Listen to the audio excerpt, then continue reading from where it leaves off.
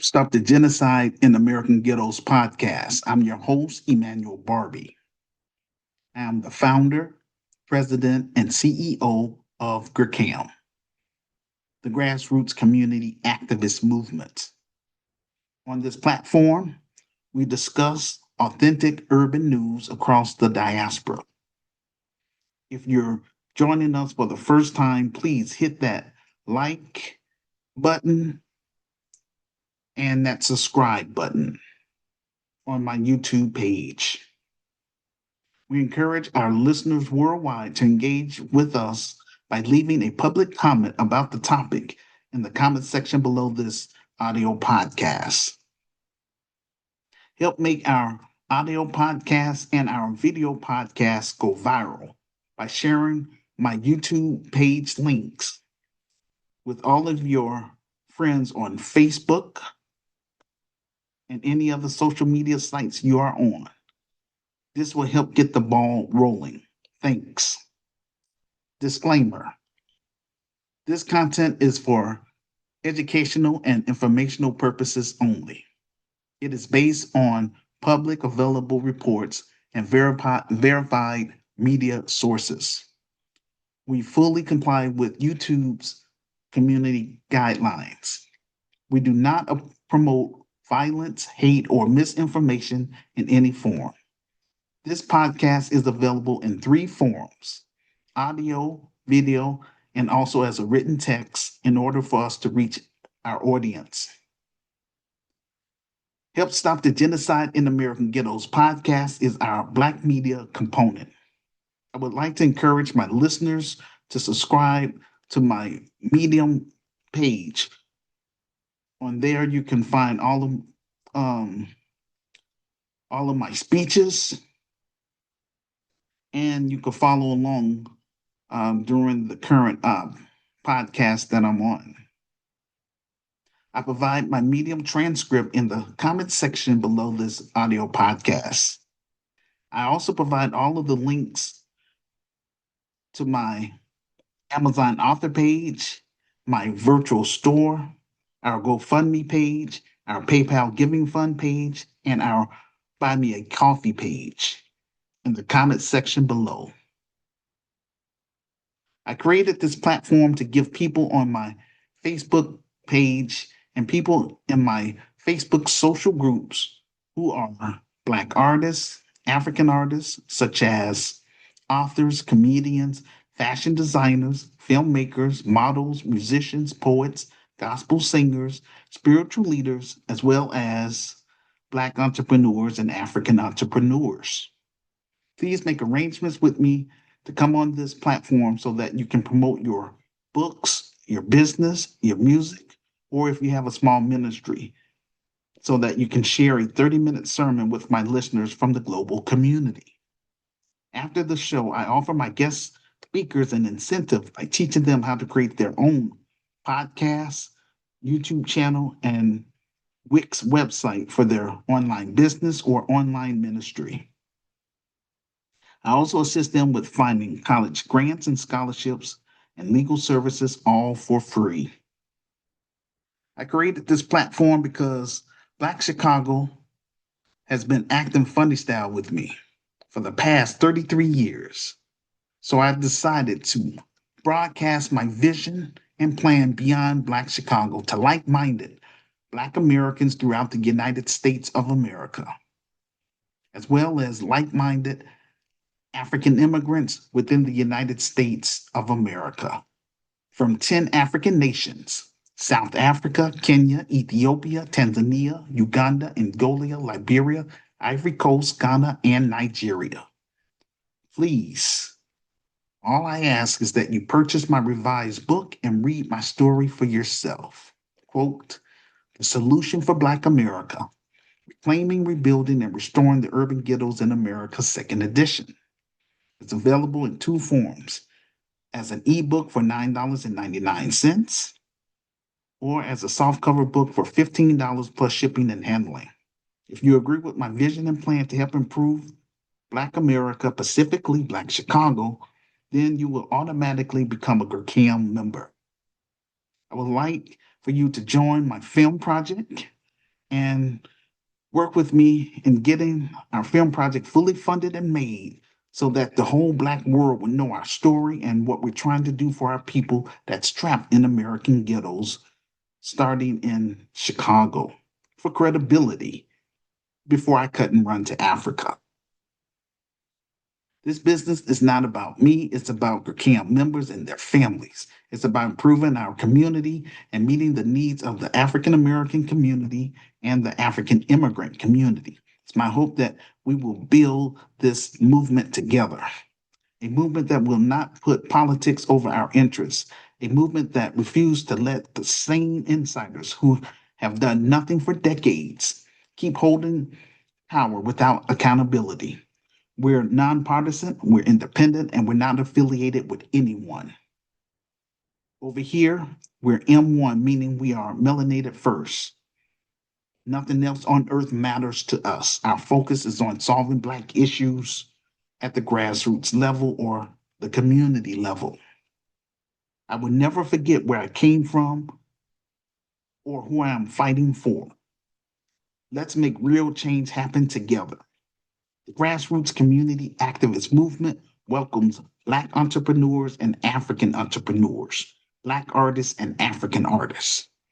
Aim is to move Gurkhan from behind a computer to the big screen, then into the African American community, and provide a family friendly atmosphere rooted in solidarity and making a positive impact within the African American community as well as in the African immigrant community. I want to do more than just news and social commentary, but at this point in time, this is where I'm at. Without financial support from the Black grassroots and the global African family, then I am unable to do my God given assignment. I've been paying out of pocket for my business title since 2010. I pay the city, state, and the IRS. This is why I have to make this docudrama in order to reach the Black masses and the Black world. Let's keep it a buck. The white man is not stopping Black Americans from buying my revised book. The white man is not stopping Black Americans from patronizing my virtual store. The white man is not stopping Black Americans from donating to my film project. That's a personal choice. That's Willie Lynch in real time, ladies and gentlemen. My film project is my last attempt to try to do something positive for my racial group, Black Americans. Cam is about raising the bar in Black America, as well as separating ourselves from the enemy within. They are as follows: con artists, Black boule, degenerates, Democrat shields, hardened criminals, pedophiles, off code Negroes, and urban terrorists. I am called by my Creator, Lord, and Savior, Jesus/Yahshua, to build the best African American business within the United States of America with the help of GRCAM members. That would be GRCI of Chicago, and that stands for the Grassroots Community Activist Institute of Chicago. GRCI of Chicago is, once GRCI of Chicago is established, then we will hold mandatory orientation for local Chicago residents on the west side of Chicago. Each person must sign the community pledge, meaning adult. I would say 18 and older. They must pass our criminal background check and submit their thumbprint to be placed in our database.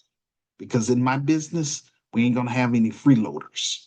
In my business, again, I'm only responsible for GRCAM members, and this will be membership based. Those who are not part of us, we will pray for them, show them tough love, and keep it moving. We will cover Austin, Garfield Park, and North Lawndale on the west side of Chicago, and then eventually expand to the south side of Chicago and make our presence known over there as well. Our objective is to make Chicago a model for the rest of the nation. To learn more, Please purchase my revised book and read my story for yourself. Upcoming events. Saturday, August 23rd, we will have guest speaker Pastor Faith from Nigeria. Please mark your calendar for our next monthly virtual interactive conference, Saturday, August 30th, 2025. We encourage everyone on my Facebook page and everyone in my social groups who are Black artists and African artists. Join us in this virtual interactive conference. Everyone on my Facebook backup page, everyone in my social groups. Um, Again, as well as Black entrepreneurs and African entrepreneurs. If you're serious about coming on this platform to promote um, your book, your music, your business, then send me your email address to my Facebook inbox and make arrangements with me to participate on this platform. So that way, I can send you the instructions on how we're going to make that happen. Although I don't have a physical building at this time, we're using technology to broadcast what we are trying to do in Black Chicago and beyond. This platform is genuine, sincere, transparent, and authentic. This event will help expand your network, enhance your profile visibility, and make more meaningful connection with the global community. Theme, GRCAM Black Business Affair 2025, where Zoom Live. Time 2 p.m. American Central Time, 3 p.m. Canadian Time, 8 p.m. West African Time, 9 p.m. South African Time, 10 p.m. East African Time, and 8 p.m. UK Time. Title of this presentation, President Trump just federalized Washington, D.C. Now what? Today, we're talking about President Trump federalizing the area around Washington, D.C. He made a public announcement. He called it Liberation Day in D.C. He said, quote, he is invoking Section 740 of the District of Columbia Home Rule Act, placing the D.C. Metropolitan Police Department under federal control. In addition, he's deploying the National Guard to help reestablish law, order, and public safety in Washington, D.C., unquote. Basically, President Trump is taking over D.C. He is dispatching the National Guard in Washington, D.C. Question, is it that bad in Washington, D.C.? I did my own little research, and I would like to share that with all of my listeners, my findings. Bear with me as I pull up the data on the screen. But I am going to read some stuff to you before I do that. Um, according to according to the U according to United States Attorney Office in the District of Columbia, dated January 3rd, 2025. This is what it's going to say when I pull it up, but I'm just reading this in advance. They said that violent crime in 2024 in DC was down 35% from 2023, and it's the lowest it's been in over 30 years, according to the data collected by Metropolitan Police Department by the U.S. Attorney Matthew Graves.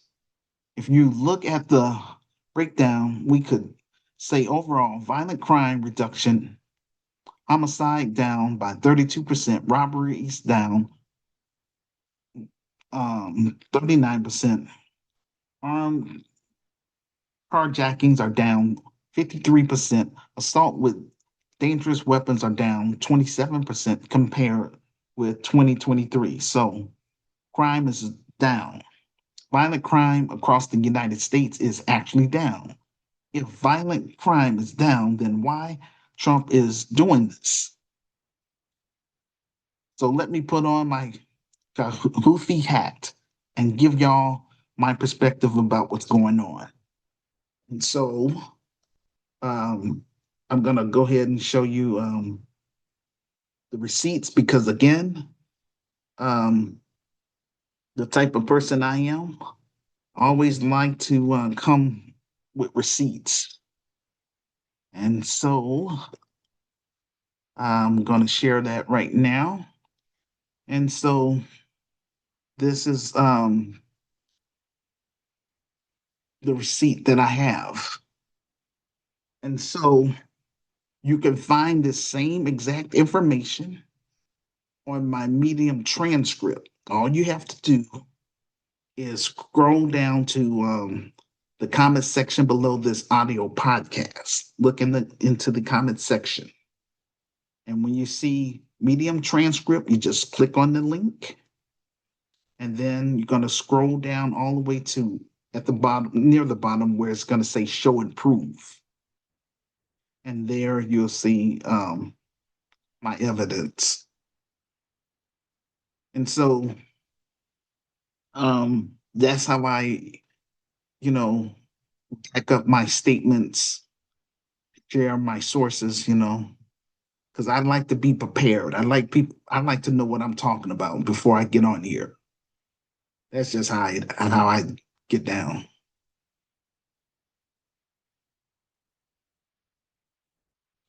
All right.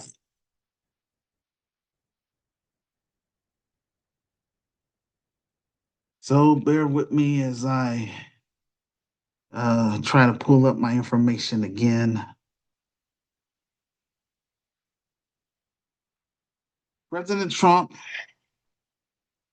President Donald Trump threatened to federalize Washington, D.C., citing rampant crime, a crime wave, and he's calling for a harsher prosecution of juvenile offenders.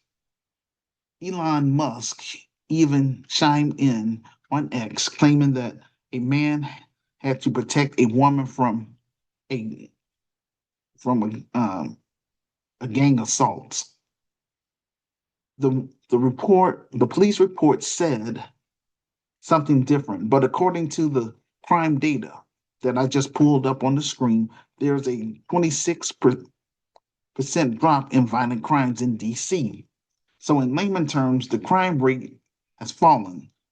Some people are questioning the validity of this so called attack. Some people are saying they saw a person named Christine picking a fight with a group of black teenagers and he got jumped on. It seems fishy. Again, there's inconsistencies between eyewitness accounts and the police reports. The media is looking at the timeline and the political exploitation of this.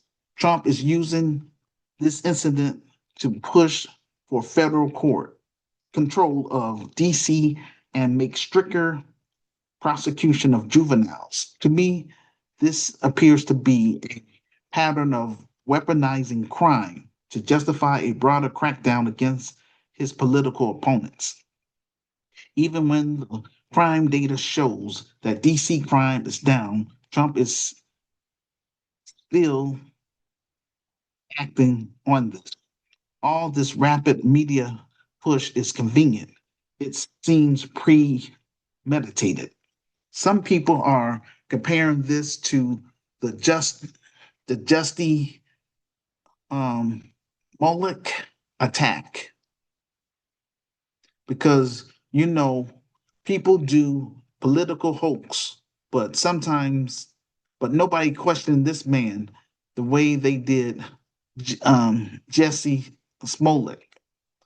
There's no independent verification. Two teens were arrested out of a group of 10.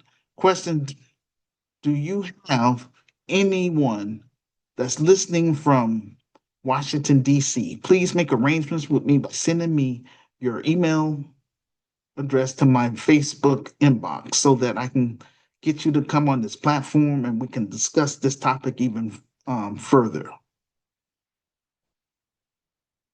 And you can find my Facebook page in the comment section below this audio podcast. The Washington, D.C. crime data contradicts the whole narrative. Now, all of a sudden, Trump is talking about federalizing Washington, D.C. That seems convenient. What does this, what does that means to federalize Washington, D.C.? Um, Before I answer that, again, according to the data, crime in America is trending down, and that's a good thing. But like I said before, there are people in this country, the quote, white supremacist financial elites, unquote, are making a lot of money off of locking people up, especially Black people. We don't need all these judges and lawyers all over the place if you don't have nobody to lock up. You don't need all these prisons if you don't have anybody to lock up.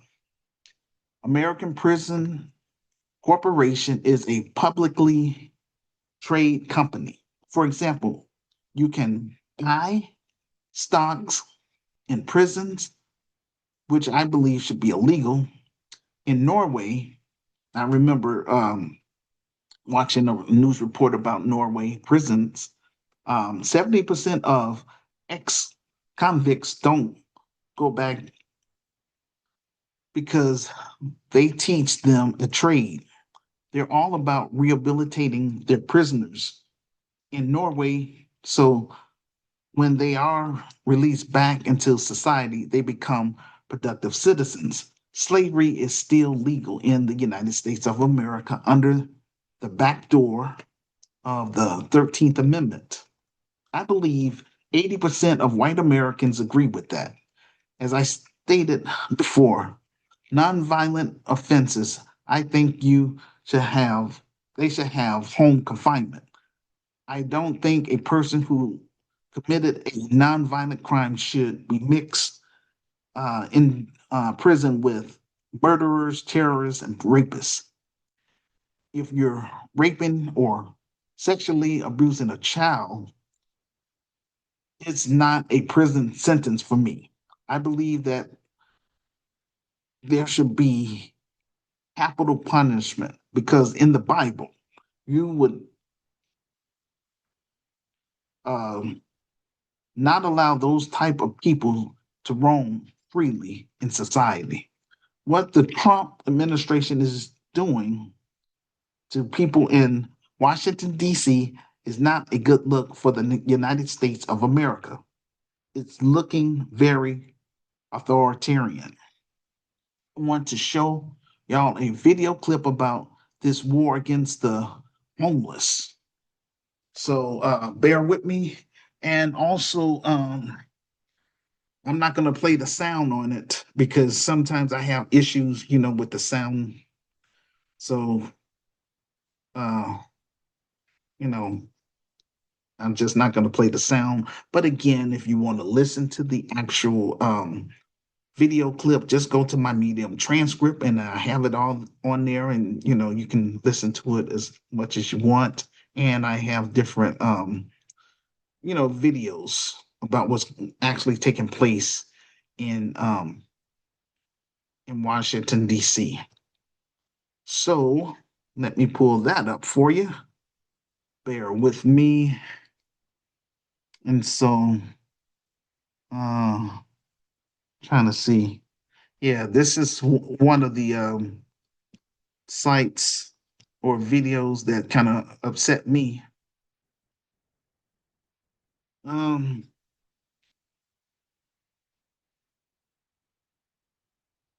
See, it's kind of hard because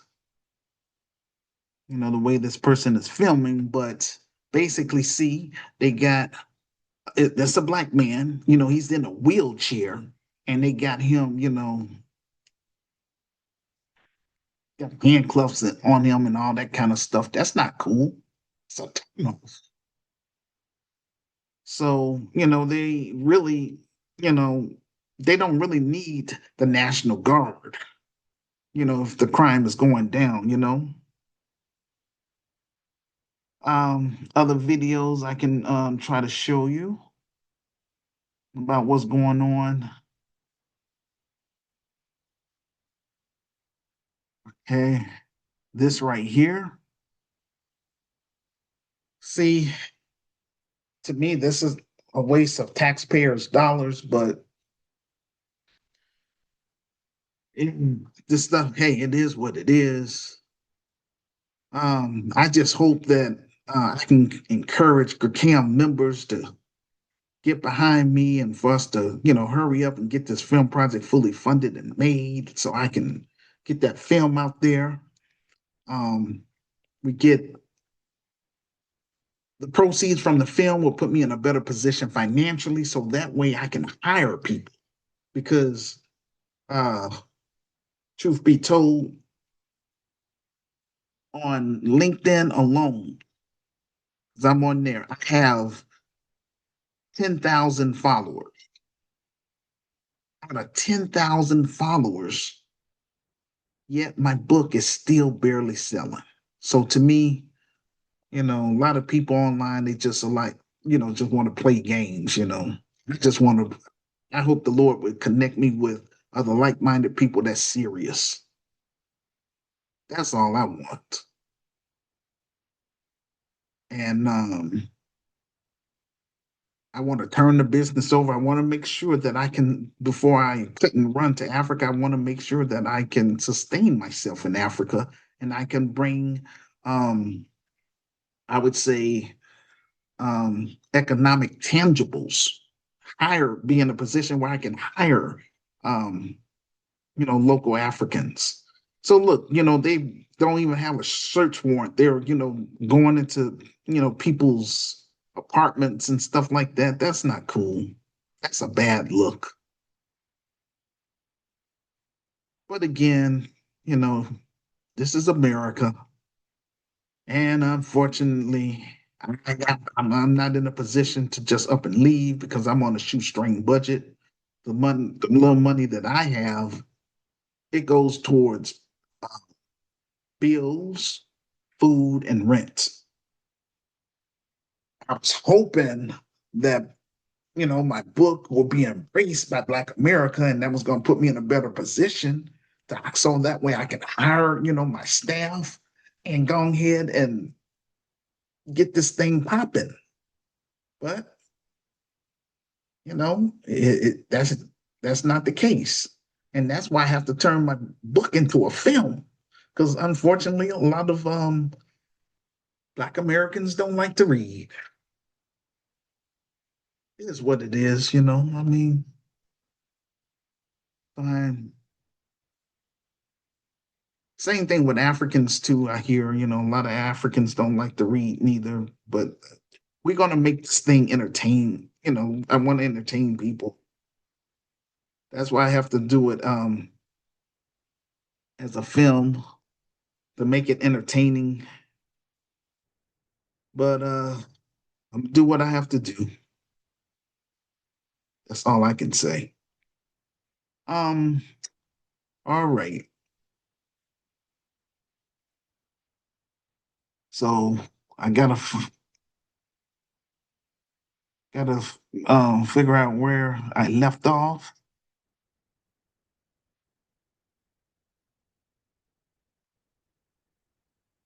Okay. I found my spot. The federal police are pulling up on brothers and sisters in DC, and let's call it what it is. They're really the that's really the only area Trump can do this in. He doesn't have authority to come to Chicago, New York, Detroit, or any other city for that matter. Trump wants to remove the homeless in DC. I remember um, Governor Gavin Newsom wants he also want to do the same thing out there in California. He want to remove the homeless. The problem is these politicians don't want to address the policies that got people American I would say American citizens homeless in the first place. They don't want to talk about how jobs are not available because these career politicians have allowed all these foreign nationals to come over here, and you can't put these people to work because they have allowed millions of foreigners into this country. They're not talking about how the rents are ridiculously, you know, high. The average American can't afford to buy a home because it's too expensive. America is $37 trillion in debt, but the bankers have the nerve to tell American citizens we can't have a high debt to income ratio. Well, how come our government is 37 trillion in debt? Yet bankers are telling American citizens we can't get a home loan because of a debt to income ratio. Bankers don't want to give American citizens a home loan because they're allowing corporations to buy up single family homes and then they convert those homes into rental properties where you cannot own a home. So to me, the whole system is messed up. There's no affordable housing. So many American citizens are living on the streets.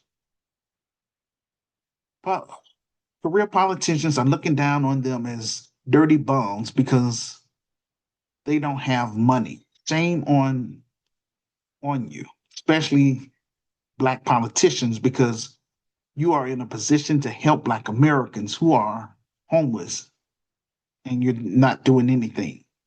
I always say to people like that, be careful because you could end up on the streets as well. Trust me, you can be a millionaire today and be broke by the end of the year if you lack money management. When I did street ministry, I ran across a few doctors and a handful of poor white homeless veterans who lived on Skid Row in Chicago between Harrison and California. There's nobody on earth that can't end up losing it all because of poor judgment or a lack of having plans. In Grecario, Chicago, we want to make our presence known in the black to the black residents, specifically single black mothers and single black fathers who become GRCAM members. The grassroots community activist movement is lineage-based organization for descendants of American slaves slash freedmen, as well as for African immigrants. Um, GRCAM is also a Christian organization. GRCAM is about bridging the gap between like-minded Black Americans and like-minded African immigrants so that together we both can heal from the scars of slavery and colonization. Our objective is to provide a post, a po- bear with me, is to provide a support system in terms of offering quality programs and services ranging from quality childcare, food pantries, um, utility assistance based on our budget and sponsorship, as well as a safe space for Black youth and African youth in order to keep them off the streets and out of gangs. That's all I'm trying to do.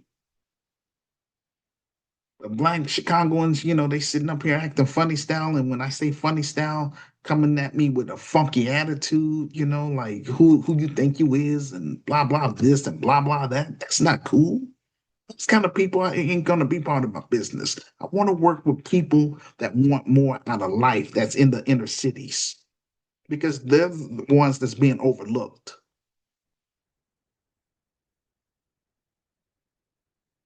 The federal police are occupying Washington, D.C. China and Russia is watching.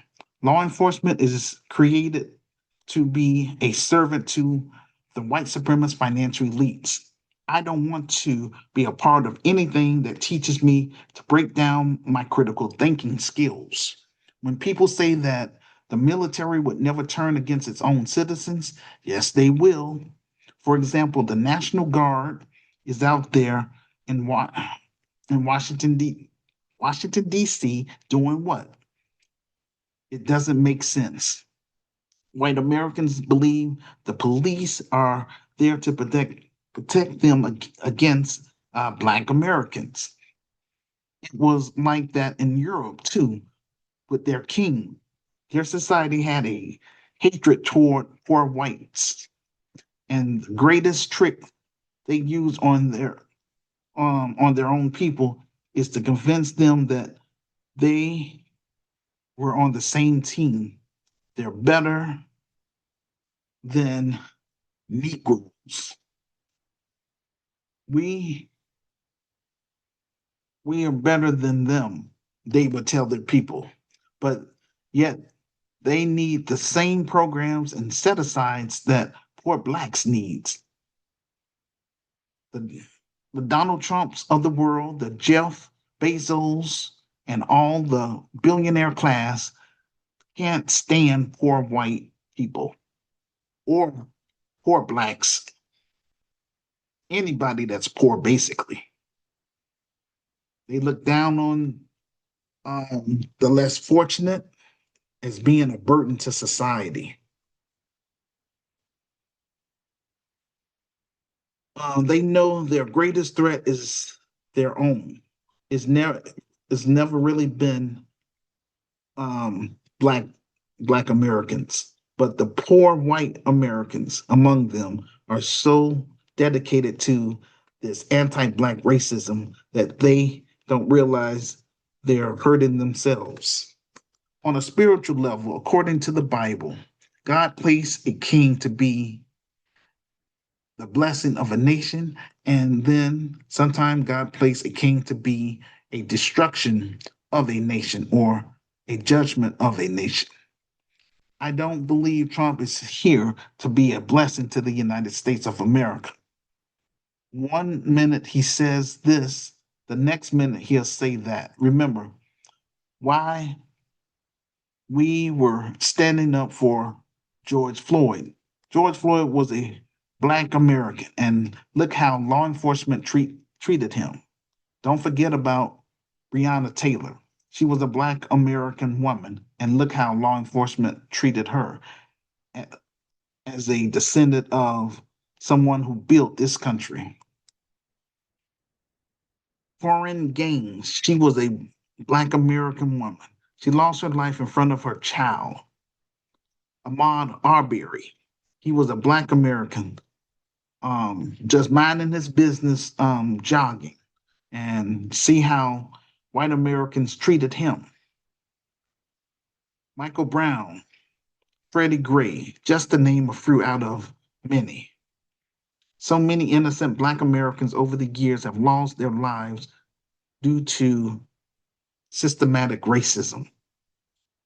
Global African family, look how these people treat us, yet you still allow them to do business on your continent.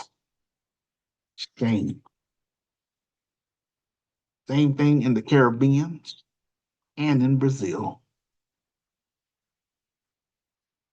Trump is talking about taking federal control over local affairs there in Washington, D.C. Now, if you federalize it, that means you're going to strip those powers away from local governments and place control directly under the federal government. If the if the president federalized the city, then he can deploy federal law enforcement or the military. He he could also invoke the Insurrection Act or in any kind of emergency power to deploy the federal law enforcement, National Guard, or even active duty military to take control over the local police department in DC. Federalization of a city means that the Trump administration can override local laws on crime, juvenile justice, and gun control. The mayor and the city council will be completely powerless. The Metro Police would be placed under federal oversight, and their authority would be reduced in favor of the Department of Homeland Security, the FBI, and U.S. Marshals. Some Americans believe that this is a legal and constitutional crisis. This may spark a whole bunch of legal battles within DC. The government, civil rights group could even um, file lawsuits. So this could possibly lead to a Supreme Court case. This is how they get a lot of laws and policies passed. First, they create and word it around anti-Black language to target Black Americans. So with this case, these alleged attacks of Black teenagers against a white couple, all of a sudden they're talking about being tough on crime. I want white Americans to listen closely. This might be a way to start doing surveillance on you. This may be a Trojan horse for mass surveillance expansions in every major city across the United States of America by exploiting that fear around Black crime. That may be a door to justify facial recognition or constant surveillance in urban areas as well as in rural areas. These technologies are not limited to just Black neighborhoods. You see, once they're implemented, then they can use surveillance technology on all Americans. For example, if workers want to hold labor strikes and have some kind of political dissent, all they have to do is use AI technology against protesters, and it will be justified under the law, just like martial law. C, federalizing DC under the guise of crime control when crime is actually down sets a dangerous precedence for the dominant society. If they can get away with it in the capital, then they can also expand it to other cities, US cities, including white majority areas. This turns the executive branch into a shadow dictatorship. This undermines the local government, not just in Black areas. If they take over local governments, then everything is under the thumb of the federal government, and your local laws don't mean nothing. They always use Black crime as a cover to expand their laws across the board, just like with the war on poverty and the war on drugs, stop and frisk. They first target Black communities, and then it becomes weaponized more broadly against the entire population. Every time they promote tough on crime, tough on Black crime, it ends up expanding state power across the United States.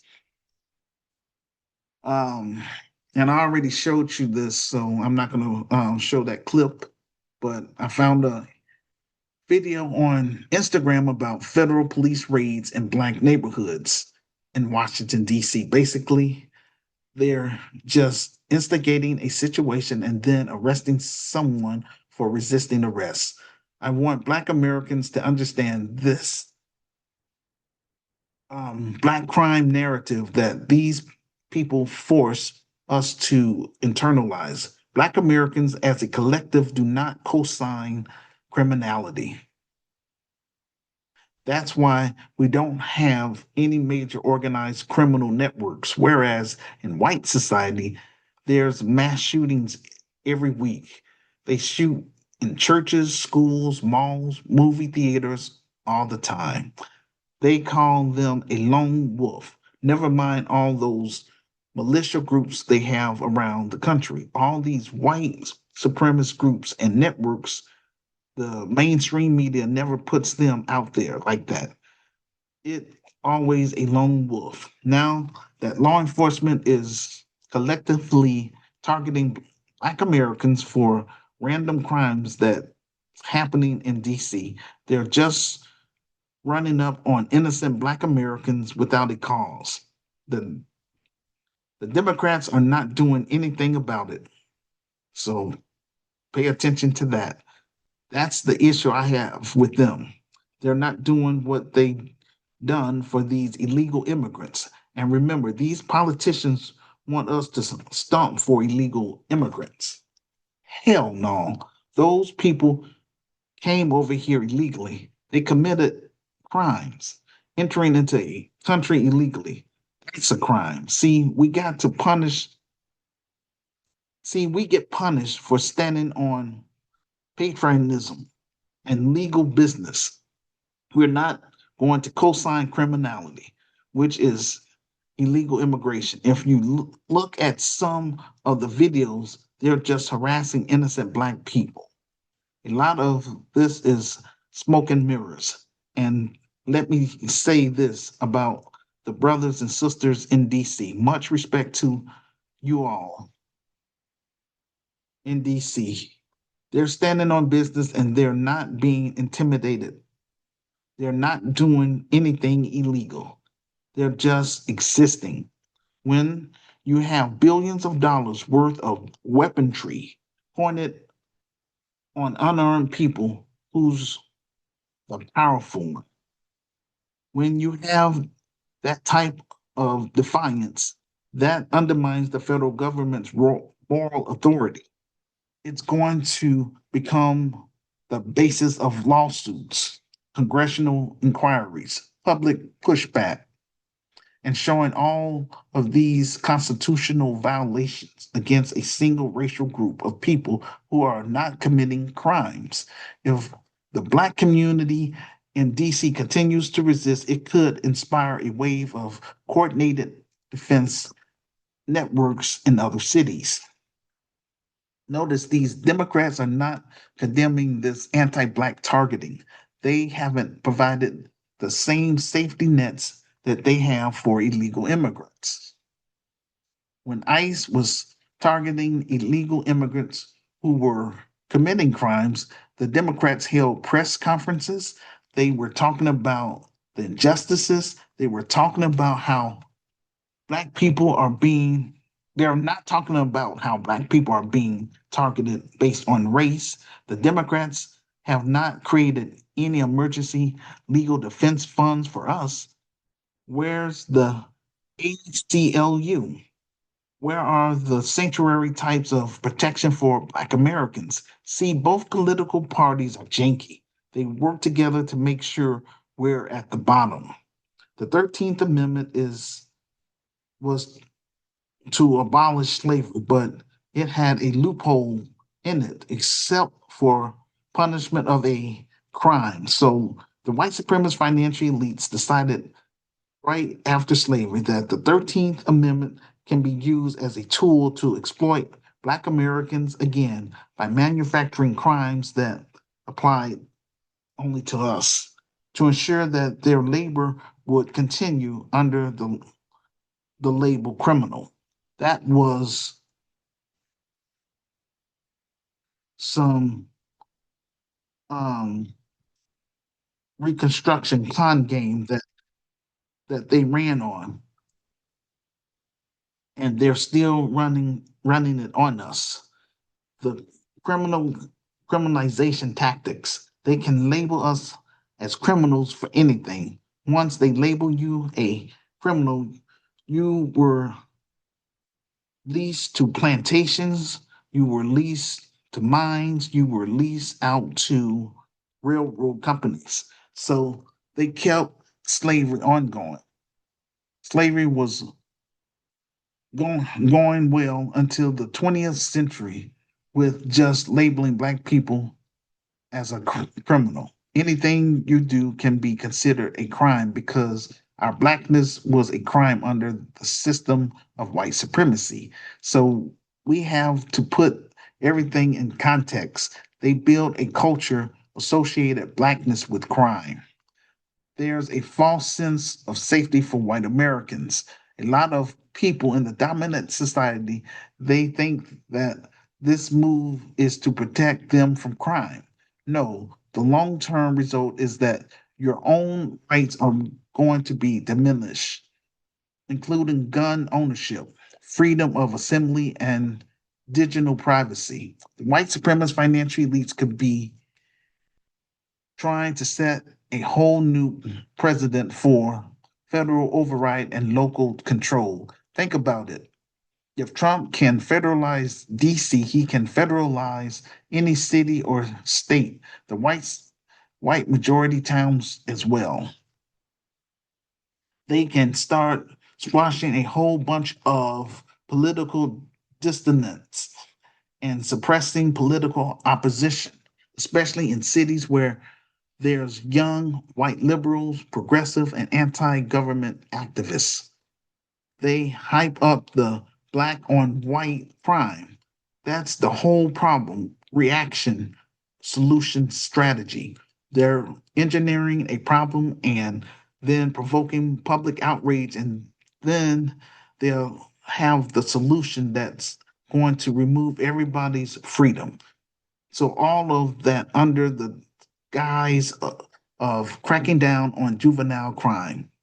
Trump might be out here pushing some mandatory biometric ID systems, AI assistant policing, real time social monitoring, all of that stuff, framing for high risk youth. But it's adapted and applied later on everybody, including the rural areas. The dominant society is always being emotionally manipulated through all of that race bait fear. President Trump and the Jeffrey Epstein files. Many Trump supporters wanted those files to be released to the public. Trump has been trying to distract his supporters with other issues. A federal judge has declined to unseal those files. My thing is, what's in those files? Why would a judge want to block that? I believe you should not be sealing anything that involves criminal activity. When it comes to criminal activity, people being convicted of a criminal behavior, I don't think that should ever be sealed. It appears that a lot of United States politicians are heavily implicated with Jeffrey Epstein. This could go all the way up to judges, prosecutors, and politicians. So Trump has been trying his best to distract people in the media from asking certain questions about the Epstein files. They can't just release that information to the public because of this shadow government, which owns our politicians. They're made up of mega corporations, bankers, and as I said, time and time again, they are the white supremacist financial elites. Those are the people who run this system. All the redistricting in Texas is a way to throw the public off of Epstein files. If a if crime is down across the United States, then you know that's bothering certain people. They need to lock up Americans, specifically Black Americans. Tell me why. Because the private prison industry complex is a big business in America. The white supremacist financial elites commercialize everything. Even putting people in prison is a business. For example, Black prisoners create jobs for the criminal justice system, such as for judges, lawyers, congressional officers, and mega corporations benefit off cheap labor prison because they make less than minimum wage, and that's not right. They should make minimum wage. The prisoners contract within each state. As I mentioned in my revised book, a lot of these private prisons companies have to guarantee at least 90% occupancy. How do you guarantee 90% occupancy of a prisoner? The best way that they can do that is through public education. They predict by the fifth grade how many more prisons they need to build based on those standardized test scores and underfunded public schools in urban areas due to low property taxes. This alone creates the school to prison pipeline. Those of us from the Black grassroots understand our inner city Black boys need extra help with their academics because they are growing up in a hostile environment, such as around criminal behavior, victims of gun violence, and a lack of safe space. Many end up falling victims to the streets, which get them in trouble with the law, from juvenile detention centers to adult prisons. What I am saying is when the prison population goes down, you see the feds there. Believe it or not, but I think that the Most High is slowly bringing down global white supremacy. Let me speak directly to my young Black brothers who live around Washington, D.C. Trump is sending the National Guard to D.C., and they're there now. So you young brothers need to find something to do. Don't get caught up in these streets. They're going to target you. You can cry about your rights all day long. That's not going to change a thing. I urge my listeners who have family or friends that reside in the Washington, D.C. area to please tell them to get off the streets because they will be targeted. They're going to bring back stop and frisk. Now you can mention other groups of people that will also get caught up in the system. That's not my focus. This platform is about getting our house in order first. Then we can worry about looking out for our neighbor once we put the fire out in our house. Another reason why Trump is focusing on Washington, D.C. is because the Republicans do not want D.C. to become a state. Does anyone know why the Republicans don't want Washington, D.C. to become a state? Answer is because Mayor Muriel Bowser would become governor. On top of that, due to a large Black population, Washington, D.C. could get one congressional seat and they could get two senators. So Washington, D.C. would have a Black governor, two Black senators, and one Black House representative. That's one of the main reasons why they do not want Washington, D.C. to become a state. Our ancestors didn't have any rights. They didn't have any food stamps, and yet they built towns during the Jim Crow era. They built it with unity, working together, and hard work. The only reason why we don't have our Black Wall Streets and Rosewood communities any longer is because the white supremacist financial elites destroyed them. They burned them down to the ground. After the civil rights era, the white supremacist financial elites decided to declare war on the black family, first by separating our black upper class and our black middle class to allow them to move to the suburbs. This made the black ghettos vulnerable. They flooded the black ghettos with drugs, guns, and liquor stores, which I call in my revised book perfect genocide of a people due to political genocide and physical genocide. That's why they did it. Food stamps, Section 8, and moving manufacturing jobs to Mexico and Asia caused a wedge in the black family structure. These immigrant groups are coming over here with their families intact because these people have not been targeted. They elevate the degeneracy in our community.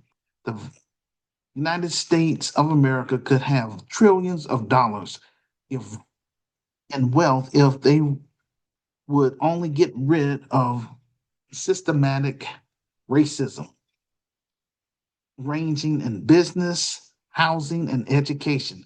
Then this country will become extremely wealthy overnight, literally. But their racism is why North America is failing. That's been America's least um, exhale. I don't know if I'm pronouncing this word correct. Um, exhale, hill, exhale, hill. Systematic racism. Please leave a public comment about the topic in the comments section below this audio podcast and share with your friends on all social media sites you are on. This will help get the ball rolling. Thank you for joining us on this stream. We greatly appreciate it. Please be sure to click the subscribe button and click the like button. If you see a survey and they ask you, did you like the live stream? Please say yes. I liked it. It's educational. Give us a good rating because those ratings help recommend more content. That's the new YouTube. They are doing surveys now. So please give us a good rating. Again, thank you all for listening. We greatly appreciate it. Put me on blast by telling all of your friends and family to listen to our content on our YouTube page. I'm going to send a challenge out to everyone that's listening to this audio podcast. I need you all to support our film project so that we can move beyond cyberspace and get our story on the big screen to let the Black world know who we are and what we're trying to do for our people that's trapped in American ghettos, specifically in Chicago. Quote, Hood Liberator made in Chicago, the war against Willie Lynch begins, unquote. You can be a part of this historic docudrama by contributing to our campaign either on our GoFundMe page or on our PayPal Giving Fund page, which will help fund marketing, promotion, clearance, legal, and general expenses. We would like to thank everyone who have contributed or will contribute to support our film project on our GoFundMe page, our Buy Me a Coffee page, or if you are a U.S. citizen, then you can use our PayPal Giving Fund page as a tax write-off because this is a legitimate 501c3 nonprofit faith-based community advocacy organization. You can also purchase items from our virtual store or purchase my revised book. The ebook is $9.99, or the softcover book is $15 plus shipping and handling. We appreciate your support. You can find all of the links below this audio podcast in the comments section. Thank you again for listening to our YouTube live or the replay. Thank you for subscribing, liking, and sharing. I want to thank all of you for listening to our audio podcast on Spotify. If you're new to Help Stop the Genocide in American Ghettos podcast, welcome to our safe space where we discuss Black issues. We do this every week. This will conclude our audio podcast for today. We will see you on the next episode. Peace and blessings. And that will conclude our show for today.